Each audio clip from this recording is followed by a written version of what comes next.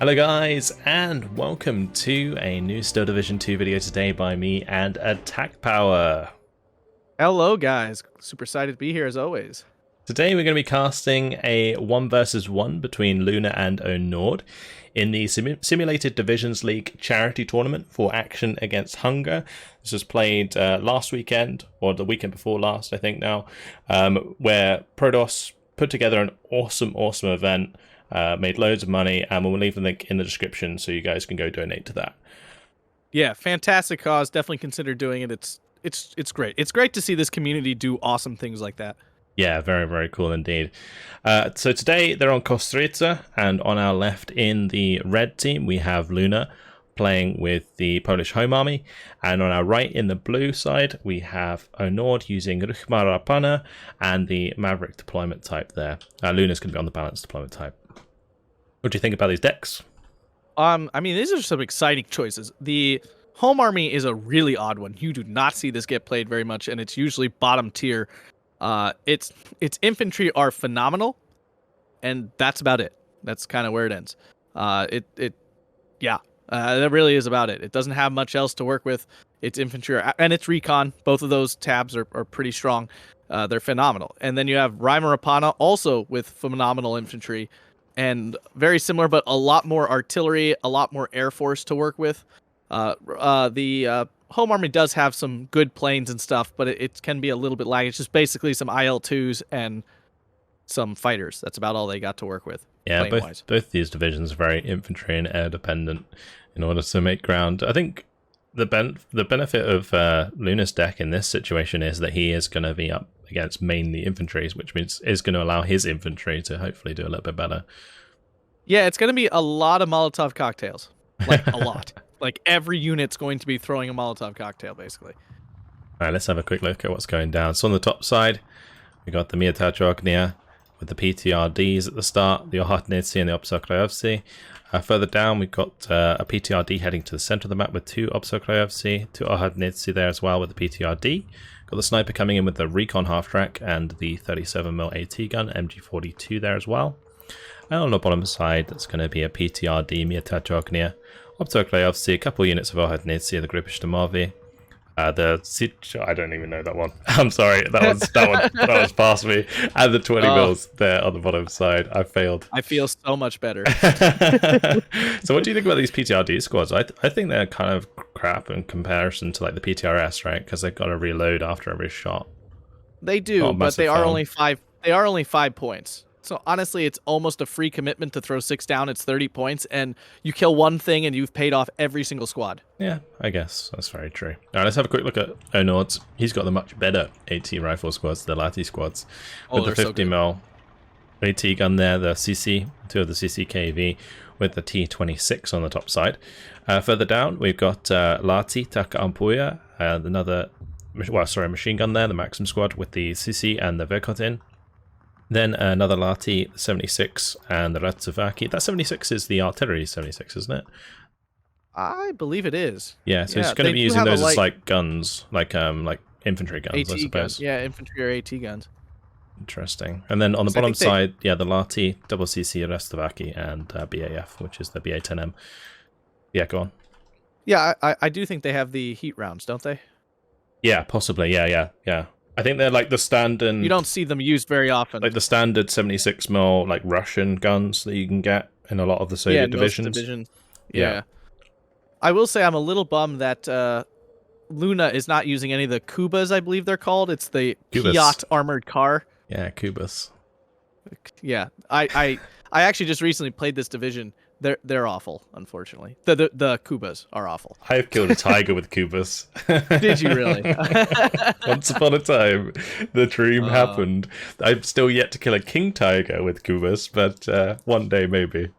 Piats make me so incredibly sad. This should really be an interesting match because it's just such great infantry being thrown against such great infantry. I think Onord's really powerful air force may be the deciding factor. I'm not sure though. We start off right away with some recon from both sides here. Yeah, the MS-406 coming out from Onord, which is a pretty nice like fighter recon, and then you've got the IL-2, which is an even better fighter recon that's got some serious firepower in its frontal guns, can strafe very, very well. So really like those IL-2 KRs. Yeah, they're not as good as they used to be. They used to be like top dog because they could strafe the ground really powerfully, but they got a pretty bad nerf, so unfortunately their ground attack capabilities are not anywhere where they used to be. I think Onord is trying to get on the back of this IL-2, being very so as cheeky well. with that MS-406. He has a much better chance because the IL-2KR is really not maneuverable.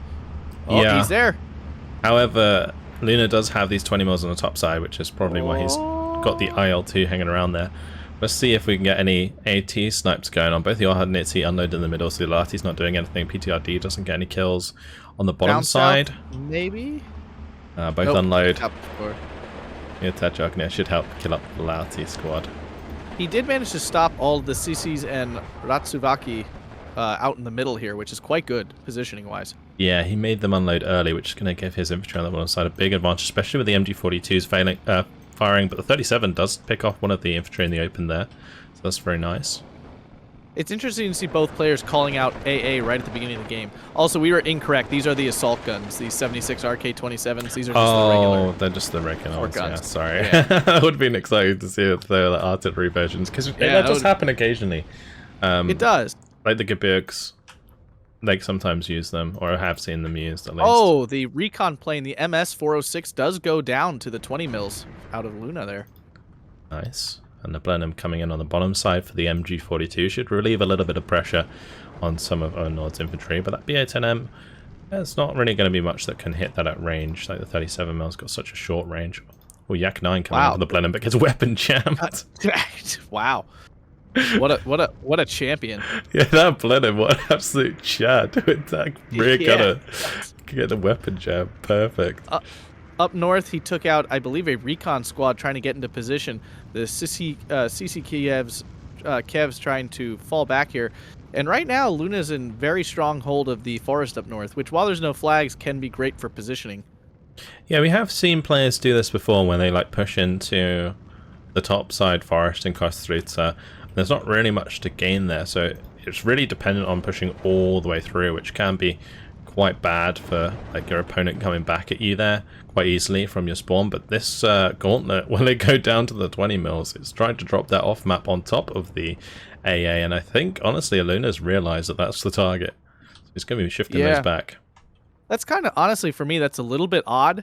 I guess if you really want the AA dead, but that's I would probably have dropped it in the town where he just got pushed out of because. Well, you can see on the ground, like Onord doesn't really have much coming in to reinforce, so I think he is investing a lot into his aircraft right now. There's another Blenheim coming in here. IL-2 is actually coming in for the strafing run as well, looking for the kill onto the infantry gun, indeed. Yak 9 coming in for another go. When it get weapon jam this time. Not yet. Now this is a different Blenheim. Yeah, it's not quite the same crew. Luna's push down south has been pushed back pretty decisively. Now the issue is, though, Onord's on the Maverick and he is currently down 1410, which is quite bad because of up north, that town and the forest next to it, he has nothing there. And the off map didn't really hit too much in the end. Yak 9's going for this VLD. The Blenheim did end up going down to the IL-2 recon on the bottom side, so that was pretty nice. Yak 9's struggling. I think his speed's just getting the better of it. Its lack of firepower. Well, and I mean, I've never seen anyone use these VLDs. I think the benefit of them is that they're quite cheap. Well, cheap and maneuverable. Like they turn very, very well. See, the Hawk, on the other hand, I like the Hawks. I like, they have medium resilience. They get 6 machine guns. They put out good damage, and the medium resilience is quite useful. For only 70 points, I think they're actually quite good. Yeah, they actually get 50 cows, which is great. Yeah. Yeah. They're really quite strong. They're slow, but to catch a bomber, if you got them deployed out like they do, you don't really need them to be fast. So on this bottom side, the BA-10M's making a bit of a push here, but Luna has brought up a 37. The thing is with these Ohotnitsi and the Obsokrajovci, none of them have AT down here, so this B810M's just like freely running around, and Luna's very dependent on these 37mm AT guns to get the job done, and that looks like it's the case like across the map right now. Like any light armor, like the T26 on the top side for example, could really punish a lot of Luna's infantry squads if he leaves them out in the open. Yeah. Luna's got some, he's got some 37mm and stuff that can definitely take care of this, but this like BAFC down south is basically bullying these infantry because there's not a whole lot that he can do about that at the moment. And the 20mm almost got sniped in its transport there, but not quite. Ratsavaki managing to pin down one of the Ohotnitsi, but there's another one with a Molotov left, so I think that Rastavaki are saying goodnight. IL-2 strafing the Rastavaki in the middle. You told me they don't do any damage anymore, but they seem to be doing plenty. I didn't say no damage, just not the damage they used to do. Do you remember, these things used to like... one-shot everything, yeah, I know. Yes, it used to erase any sort of support gun in one run. It was kind of stupid, actually. CC actually went down to 37mm on the bottom side there. Oh yeah, there you go.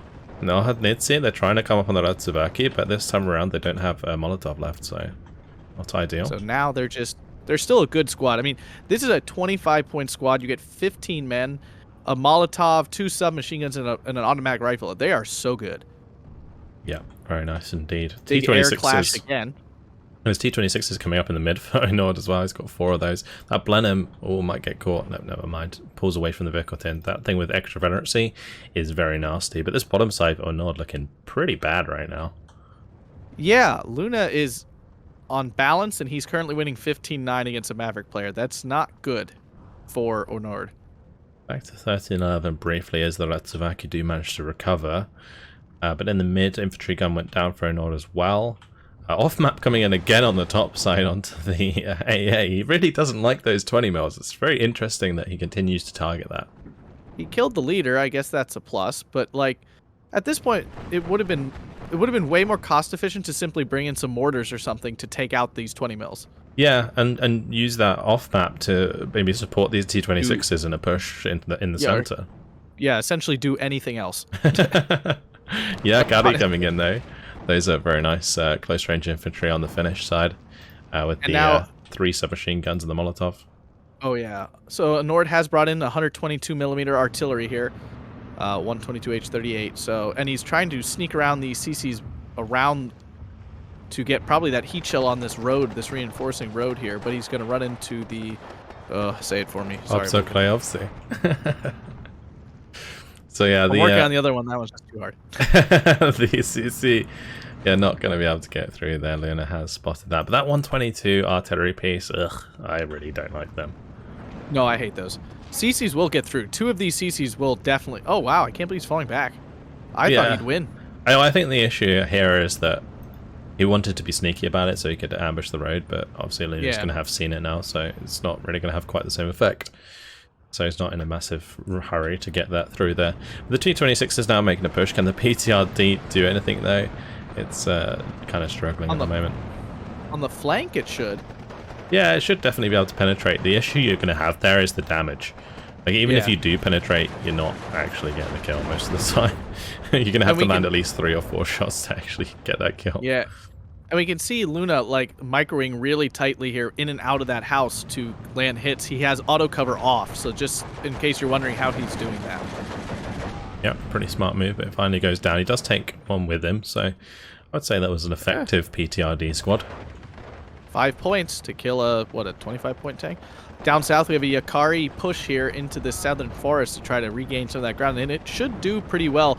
Most of those. Oh wait. Most of the Ohotnitsis are pretty weakened and out of Molotovs.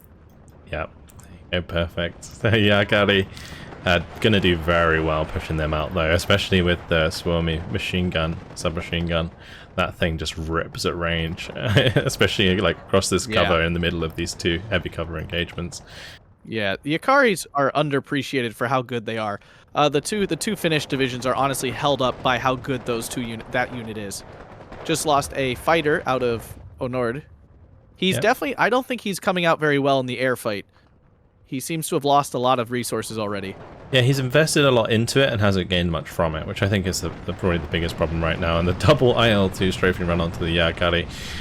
Those Yakari were certainly becoming an issue.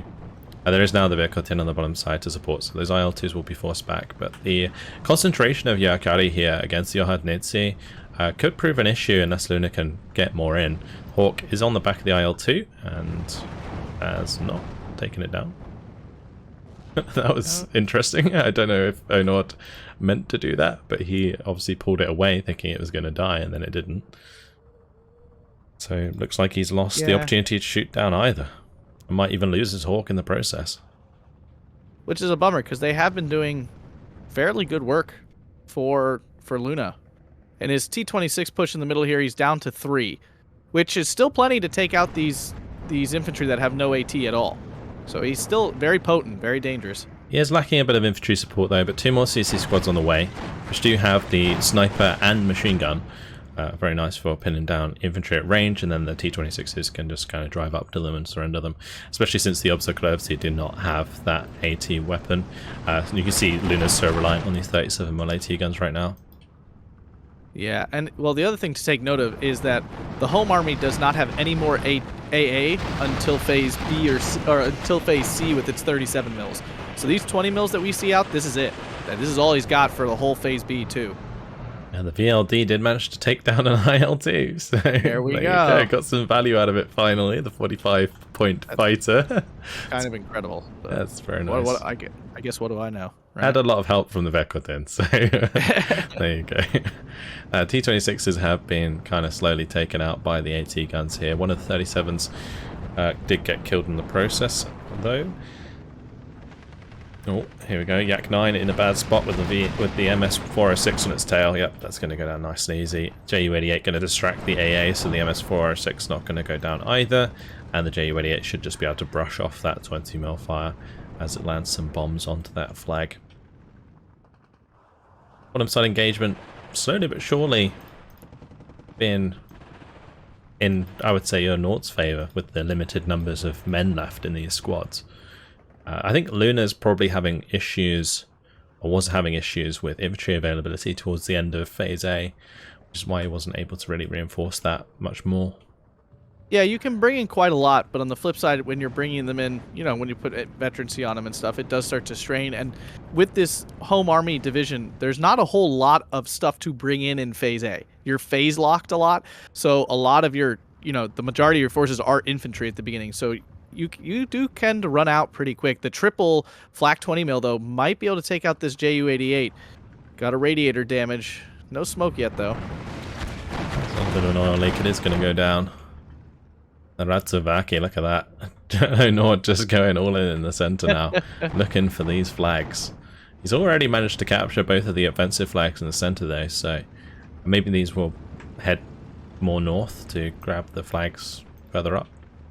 Yeah, and he recaptured his own flag there, so he is swinging back. Apologies to those watching my end. I was a little bit behind Vulcan, so I had to move the video forward.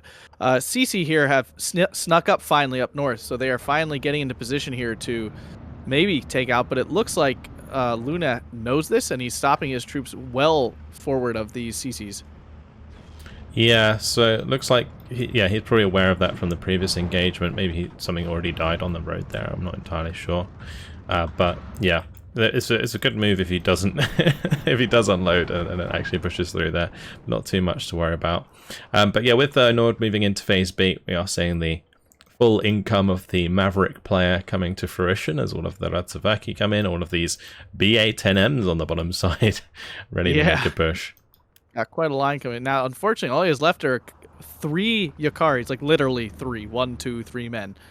So I definitely think he should be bringing in some infantry to reinforce, because obviously these BA-10s do not hold the line, but there's also no AT from Luna down south, so these BA-10s could definitely bully their way through. Yeah, if that's actually in the middle, the Hetzer that they can get. He has managed to take out one of the Ratsuvaki before they unloaded, so that was quite nice. And we'll be able to clean up a lot of these T-26Bs with Hetzer as well, although at close range, there is going to be plenty of penetration chance there. Yeah, it's dangerous to have that Hetzer so close. I love Hetzers. Hetzers are absolutely fabulous, just a small note. Big bombing strike on the bottom side. Oh, big air fight down on the bottom. Yeah. Can the Hawks take out this Yak 9T? They may. Yeah, with the help of the 20 mil. There goes one Yak. The Blenheims targeted the AA. Well, like I said, he needs to, because that's all the AA gets. Yeah, the Blenheim took out, or Blenheims took out both of the AA on that bottom side, and then the Hawk is going to trade for the MS-40109. Oh. Yeah, that's quite nice. Both of the Yaks went down. Onord just kind of traded his cheap fighters, and both of the AA was dead. So that was really, really good for Onord. Yeah, that's actually really huge, because basically that means, I mean, he's got one more flak 20 mil coming in here, but that's 6. I believe 6 would be all he gets. So that's kind of huge. If he can open up the sky, which he kind of did because he just killed fighters too, that could be huge for Onord. Yeah, Ratsuvaki now coming in on the bottom side to help out as well against that one Ohadnitsi. We've got the Partisans in the middle up against T26. So that's trying to get the shots in, but it's actually firing at the CC there, so can't quite get into a good line of sight. I think he's just really worried about going too far forwards. Also, the Ratsuvaki kind of running him down right now with that close range AT. The sub of the CC managing to get the Panzerstrike on target there, though. Yeah, we have an off map coming in the center, and we see in this little northern town here that Onord has completely taken over, and he's now taking out the 20 mils, which is absolutely disastrous. This whole CC thing up in the north forced Luna to unload early, and that has been actually decisive in his ability to capture this small town. Yeah, it basically forced Luna to unload 5 units of infantry early, which is horrible because it takes them ages to run them to the front line. But these Ratsuvaki that Onord brought in just cleaned house through that town, and they're also probably going to be able to escape this off map if they keep moving forwards, which is going to be really nice. And they took out all those 20 mils, which means now the air is totally open up north. We see a PE2 coming in to try to take out this Hetzer. Wow, it succeeded. Wow. Woo. Very nice. I mean, you only need 2 of those rockets to land directly on target, and it gets the kill. Yeah. My AT rocket planes never do that well. Very nice. Like, ever. On the bottom, there's 3 coming up, but that's going to go right into line of sight of all of these BA-10Ms. At least some of them, actually. Oh, it didn't even unload. Oh, no. And now the Gauntlet coming in for the off map. I don't know where that's exactly going to go, or if he's just using that as recon potentially, if it's used for its off map strikes, but yeah. It looks like the off map was actually relatively successful onto Onord's Ratsuvaki on the top side. Ohadnitsi is just driving in there and surrendering one of them. Yeah, it was. It actually landed and killed one, and then they surrendered 2, and now we have this weird salient that's been created, so Onord's not getting his full value, but now he's being able to bring in his JU-88s with impunity and just wiped out most of those infantry, actually.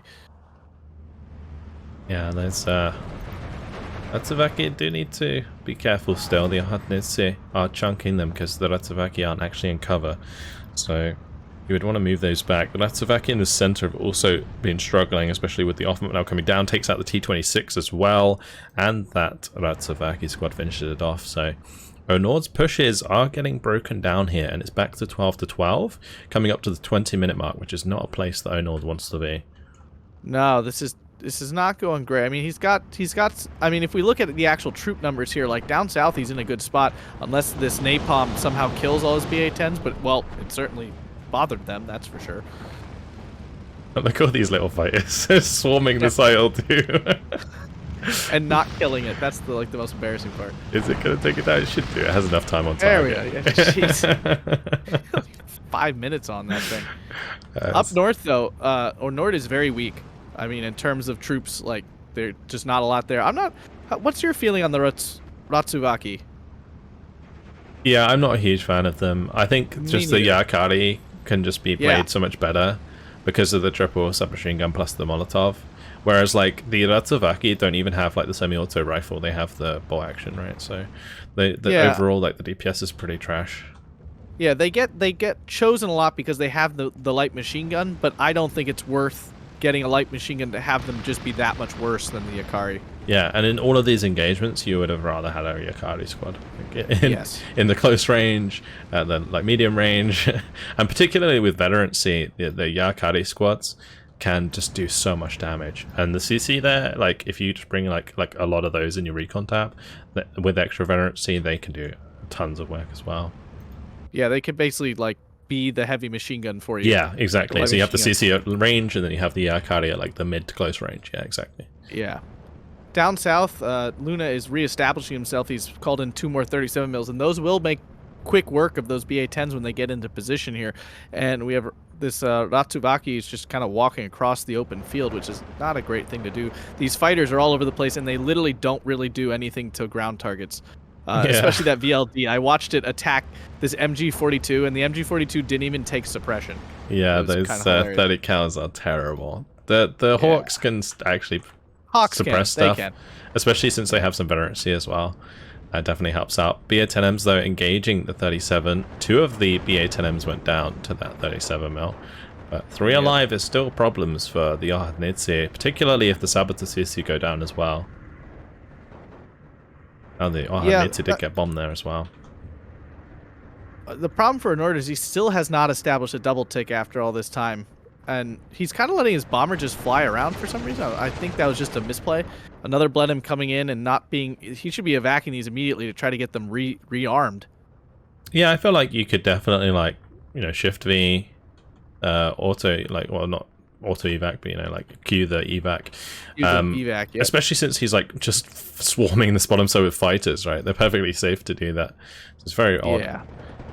We've seen Onord actually do this before with his bombers. He gets a bit lazy on that. Yeah, now that I think back about it, yeah, I remember him flying. Now, back then, those planes made a little more sense to have flying around, but these do not at all. Here comes a Ju-88 as well, and this is what Onord needs to do, is have just a massive air force and just overwhelm the home army, because, again, they don't have a lot now. It's Phase C now, so there's going to be 37 mils, which will certainly start to swing things back in terms of AA cover, but... He's going to capture his flag in the middle after a bombing strike, so now he's finally at a 15-9, going to go to a 16-8 here, which is good for Onord, for sure. Yeah, he is on a timer still, though, kind of, with the P2 coming down the bottom side, though, going for the T-34. Oh, imagine if that rocket hit the 152. Oh, that would have been something. Oh, that would have been cringe. That would have been major cringe. It does fall back though before he gets a chance to put down the off-map strike, so that it is going to delay that quite a bit. The Saboteur CC might have a chance here though to catch a couple of these BA-10Ms with their Panzer strike. If a BA-10, they're not firing for some reason. If he lined up, if he manually targeted that 152, he could have killed it potentially. But unfortunately, it looks like they're going for the T-34. I think the big question now is Onord's air lead enough to carry him for the rest of the game, right? Because he's probably going to have enough infantry availability to kind of stay in the game because he's playing Ryhma Raappana. But at the end of the day, like, is all of this points investment he's put with his Maverick like deployment type into air enough? And the Saboteur CC currently actually dealing with these Ratsuvaki pretty well at close range with that HE grenade. And now these BA-10s are going to die to this 37 mil that they backed up into to avoid Panzer Shrek. Oh. Nice. And unfortunately, while he has a 15-9, it is only 11 minutes, which is survivable, honestly. It would be tight, but survivable. But if he drops back down to that 14-10, it's 20 minutes, and I don't fancy his chances then. Yep, IL-2 actually takes out the fighter on the bottom side, so Luna's still punching back a little bit.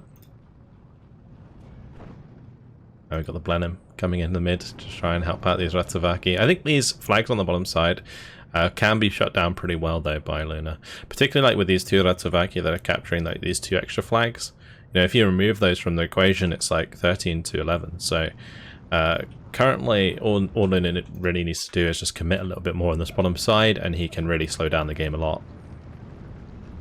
Yeah, and the problem up north, Onord just kind of like he was trying to reinforce with these Yakari, and they got caught out by these 37 mils. None of them died in the transports, but now they're standing out in the middle of nowhere getting attacked. But it is 16-8, so if he can hold this forest, that's a flag.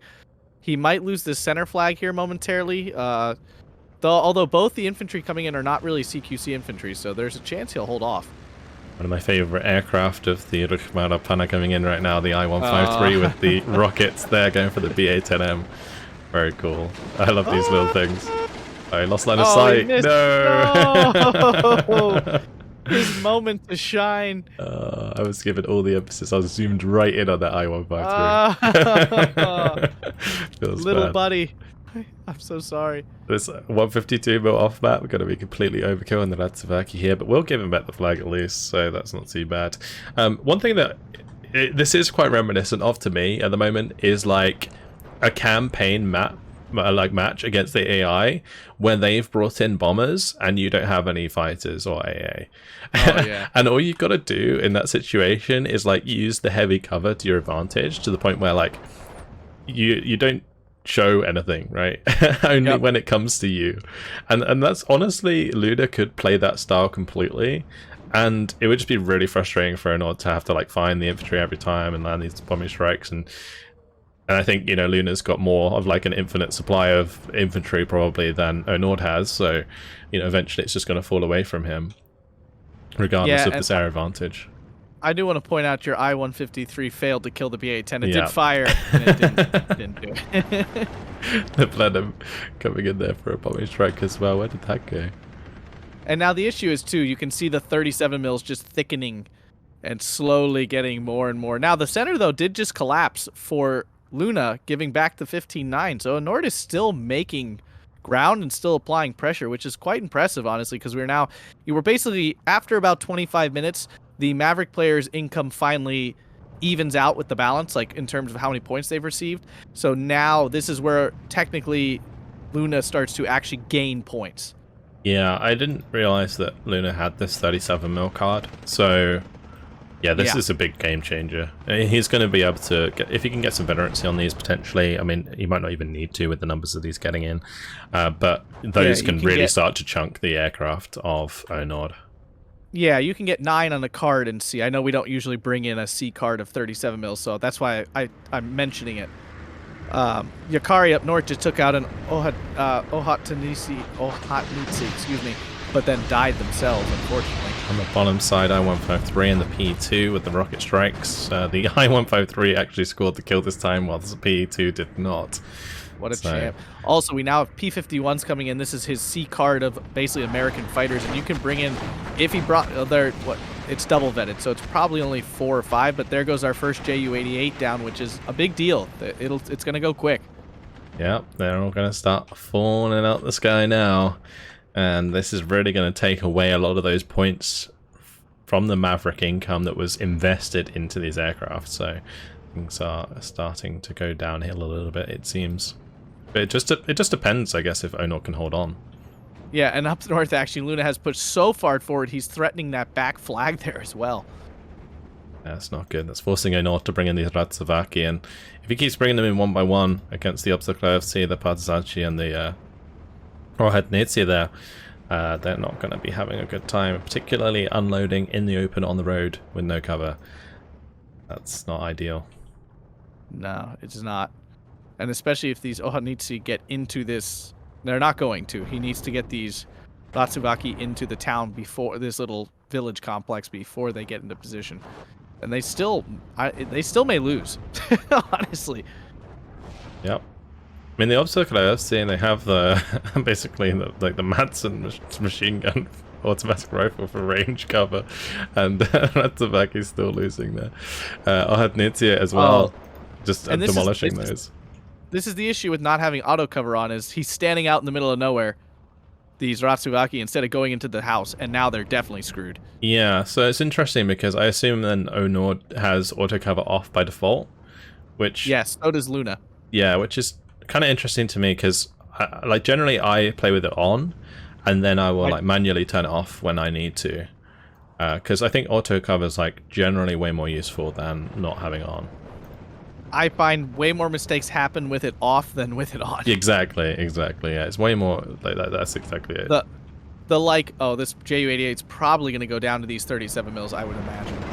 There's 3 of them at this point. There it goes. And that's just everyone. But yeah, I would imagine there are less situations where I need to have it off than there are when I need to have it on. Yeah.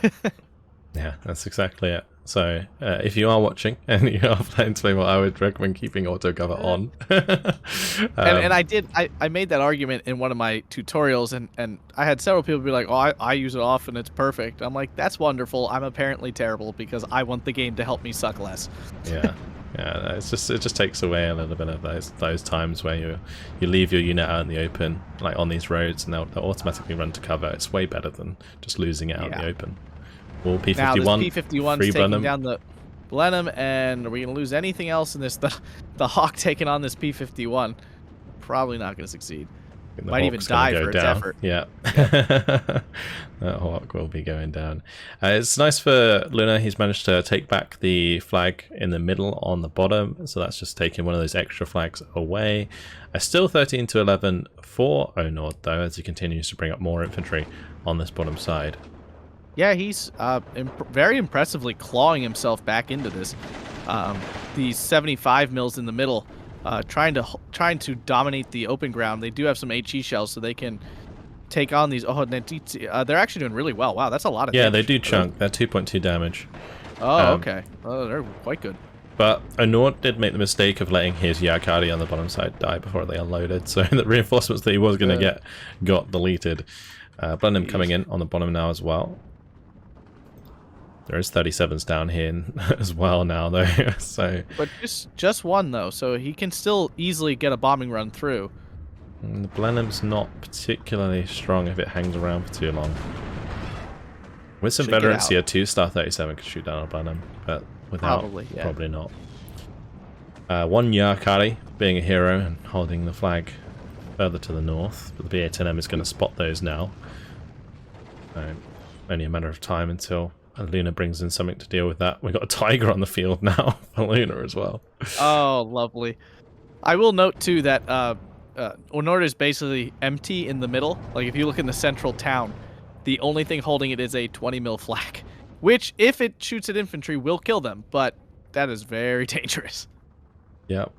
Luna on the bottom side, I always find it funny when I see, like, off-map. It's, like, so overkill. Yeah, on, like, one infantry squad. But it does work, like, particularly when you don't know when something's there. And basically, Luna kind of can slow play this a little bit. Is he going to mortar his own 152? Yeah, he is. He did. Nice. Oh, no. It obviously doesn't really matter. Like, the off-map vehicle can't surrender the Ratsavaki, so...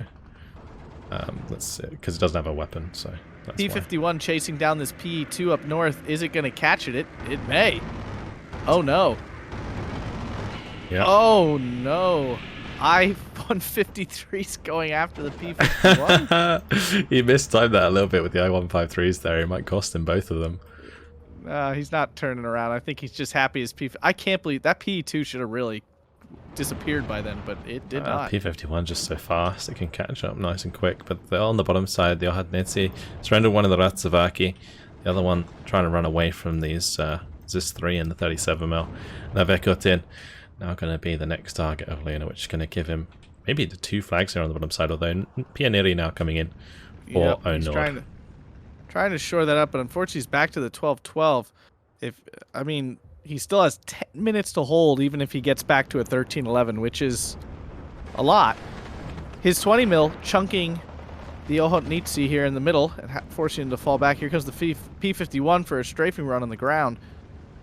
Yep, the Taka on Puya not having a good time. That 75 mil won't either with the IL-2 coming in. Manages to finish it off, but the P-51 might go down. As the Ohodnetsi can save the day. Okay, he got that's out. Fine. Wasn't really due to the Ohodnetsi in the end, but yeah, the P-51 just fast enough to get away. Hawk does go down. There's so much flak. That's gross. Yeah. Oh, those fighters don't stand a chance. I feel like the Vekotin really outperform usual 20 mils. It's because they're dual 20 mils. Are they dual? I didn't even notice that. Yeah. They're dual 20 mils. That's why they do so much better. They really rip infantry hard. Yeah.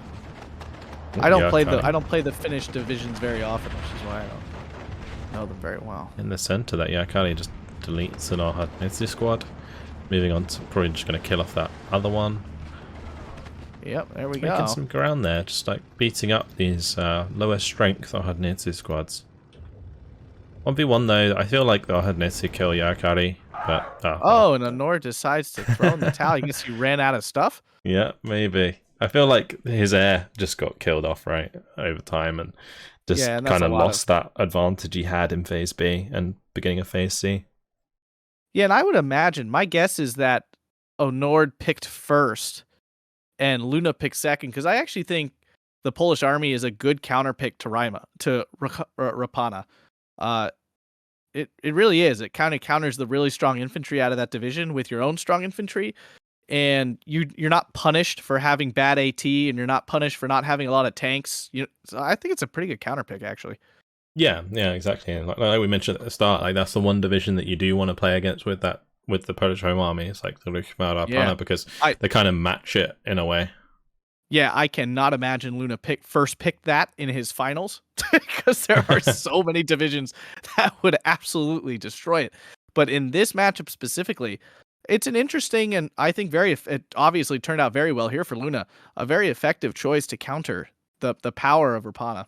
Yeah, so this is like a game of one in the Swiss style, so it wasn't necessarily the final, but yeah, it's interesting to see these unusual divisions, I guess, come to the fore. I guess Ryhma Raappana is less unusual than Polish home army in this case, but yeah, 34 minutes 17 seconds. Onord taps out, and Luna with only a slight good kill death ratio there, with like 500 more kills than losses, roughly 550 kills more than losses, and that's probably just going to be due to the aircraft like getting shot down towards the end. But early on, I wouldn't have been surprised to see if it was all in favor of Onord for most of the game. Yeah, I mean, Onord made some great pushes. He really did. It just didn't work out for him. He put so much into the air, which you kind of have to, but he wasn't able to really leverage some of his pushes as well as he needed to. And Luna was able to just kind of grind him back out. If he could have killed those 20 mils sooner, and I now, the more I thought about the off map on the 20 mils made sense, because he just needed them to die so much, because that was all the AA. You kill that and there's no more AA until phase C. That could have been, it would have been quite painful. We even saw in the back half of B when he did how much that made a difference. Yeah. But it probably happened a little bit too late and kind of held him off. This IL2KR here, if we look in the kills for a second, this IL2KR, wow, reaped some points right there. Yep, couple AT gun, infantry gun, few aircraft. But yeah, like you were saying, with the Onord's strategy was kind of interesting, but cause you could see him just by the fact that nothing was coming onto the field for quite a long period of time. You could see how much points he was investing into his aircraft, and I feel like if he'd not been so careless with his initial infantry, then he could have maybe like saved that for like a bigger push in B. With all of the air coming out at the same time, or like, not necessarily saving the air, but like using the air as he buys it, but kind of playing more defensively on the ground with the infantry in the meantime, so that when he does finally hit that critical mass in the air, he can push very hard and take a more decisive lead than he was able to find throughout this game. Yeah, I think so. Like, he had those super cheap, 40-point fighters and 60-point fighters. I think the issue is he had to buy them in sets of 2s and 3s, which makes them the equivalent of a singular expensive fighter. So like, I don't even know if he was really getting an advantage out of using super cheap fighters, because he had to buy 3 of them to do the equivalent damage. So it's just a lot of points into air. Maybe maybe it was an overinvestment in his air, at least at the time. It didn't feel like it originally, but as the game dragged on, his lack of ground forces kind of made it hard for him to actually capitalize on his pushes. Yeah, I mean, but we've also got to consider the fact that he was losing transports. He was also not using cover very well because of the auto cover thing. There was plenty of times where infantry engagements were like not in favor of Onord simply because of that fact. And also the reliance on the Rastovaci that we talked about, so it's kind of interesting. Yeah, just not a fan of those. They just don't perform. Yeah, I think the availability is like better than the Yakari. I think that's one thing. Although, didn't that get updated? I can't remember. No, I think they're equivalent at this point. Yeah, Yakari's got like an availability buff or something like that, and they're equivalent. Yeah. Since these are the only divisions, this and the Panzerdivisione, they're the only 2 divisions that have Yakaris. So like, they make them quite strong because those are the only 2 divisions that have them. Yeah. Yeah, like people just never used to use them because the curve was so bad. Well, it's horrible. Is there anything else you want to mention here? No, great game to both players. It was very exciting to watch. Congratulations to Luna on his victory. Consider donating to the charity, link down below. Yep, Action Against Hunger. Again, a big thanks to Prodos for running all of the tournament and stuff. It was a very, very cool weekend. But that's it from us. Hopefully you guys have enjoyed this sort of show match from the Action Against Hunger Simulated Division League charity tournament. But that's it for now. Hopefully you guys enjoyed it, and we'll see you in the next one. Have a fantastic day. Goodbye.